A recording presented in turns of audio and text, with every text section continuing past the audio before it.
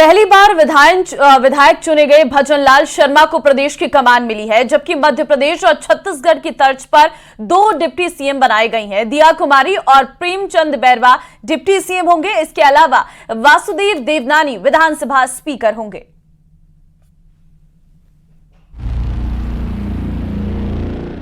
राजनाथ सिंह ने किया नामों का ऐलान।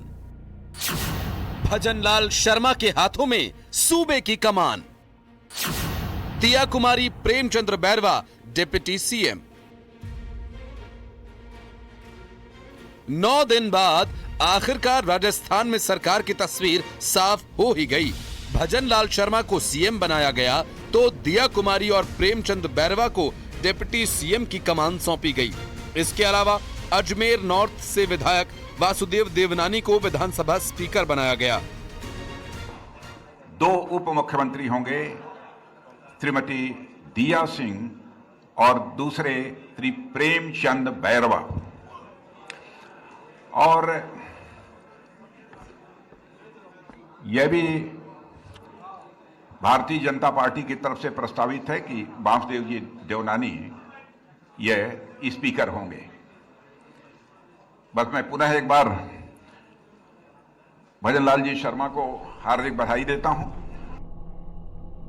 वो 2003 से लगातार 5वीं बार विधायक बने हैं। वासुदेव देवनानी कम उम्र में आरएसएस और बाद में BJP student wing Akhil Bharatiya विद्यार्थी परिषद में शामिल हो गए थे। बाद में एबीवीपी के प्रदेश अध्यक्ष भी रहे और इसके बाद वो बीजेपी में शामिल हो गए। वासुदेव देवनानी 2003 में अजमेर उत्तर विधानसभा निर्वाचन क्षेत्र से विधायक चुने गए। वो 2008 और 2013 में फिर चुने गए। वासुदेव देवनानी 2003 से लेकर 8 तक वसुंधरा राज्य सरकार में तकनीकी शिक्षा राज्य मंत्री भी थे।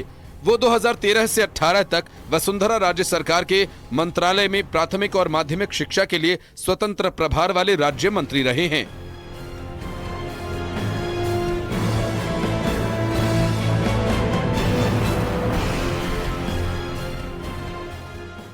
बीजेपी ने तीनों बड़े पद जयपुर को ही दिए हैं। भजनलाल शर्मा जयपुर की सांगानेर सीट से विधायक हैं, वहीं दिया कुमारी जयपुर विद्याधर नगर सीट से जीती हैं, तो प्रेमचंद बैरवा जयपुर जिले की दूदू सीट से विधायक हैं। डिप्टी सीएम दिया कुमारी की बात करें तो जयपुर राज घराने से ताल्लुक रखती हैं। सवाई भवानी सिंह और रानी पद्मिनी देवी की इकलौती संतान 52 साल की दिया कुमारी 2013 से बीजेपी के साथ हैं। साल 2013 में सवाई माधोपुर से विधायक बनी। 2019 में राजसमंद से सांसद बनी। विद्याधर नगर सीट से विधायक। अब राजस्थान को हम सब मिलकर आगे बढ़ाने का काम करेंगे। माननीय प्रधानमंत्री जी के नेतृत्व में हम सब मिलकर। लेकिन आपने महिलाओं के अत्याचारों को लेकर बहुत प्रदर्शन भी किए और महिला अत्याचार राजस्थान में एक बड़ा मुद्दा उठाया बीजेपी ने, उसको अब किस प्रकार से हैंडल करेंगे आप लोग? देखिए, ये सचमुच में एक बहुत बड़ा मुद्दा है और अब इसको टैकल करने का काम हम सबको करना है और बिल्कुल सब मिलकर करेंगे। बात करें डिप्टी सीएम प्रेमचंद्र बैरवा की तो वो दूदू से विधायक हैं। 1995 में ब्लॉक संगठन से राजनीतिक जीवन की शुरुआत की। 2018 में दूदू में हार गए थे। 2013 में दूदू से विधायक चुने गए थे। साल 2023 के रण में बीजेपी बिना सीएम फेस के मैदान में उतरी और कमल के निशान पर बम्पर जीत दर्ज की। मध्य प्रदेश और छत्तीसगढ़ के बाद राजस्थान में नए चेहरे को मौका देकर तमाम कयासों पर विराम लगा दिया। Bureau report, news 18 Rajasthan.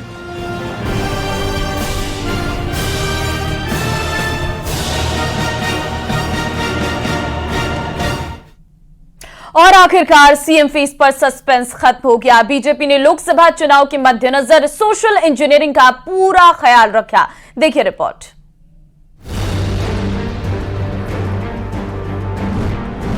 BJP की सोशल इंजीनियरिंग।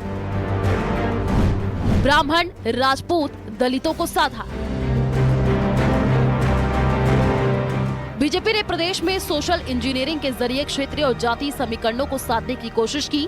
एक और जहां ब्राह्मण चेहरे के रूप में भजनलाल शर्मा को सीएम की कमान सौंपी, वहीं राजपूत फेस के रूप में दिया कुमारी को डिप्टी सीएम, जबकि दलितों को साधने के लिए प्रेमचंद बैरवा को डिप्टी सीएम बनाया है।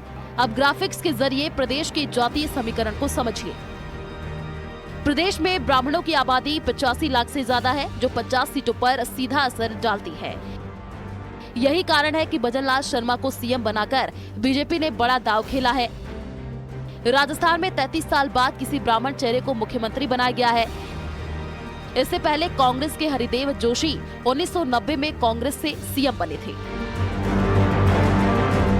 बात अगर राजपूतों की जाए तो प्रदेश में राजपूतों की आबादी करीब 6 से 8% है। राजपूत समुदाय 30 विधानसभा सीटों पर अपना प्रभाव रखता है और ऐतिहासिक रूप से राजस्थान की राजनीति का सेंटर पॉइंट रहा है।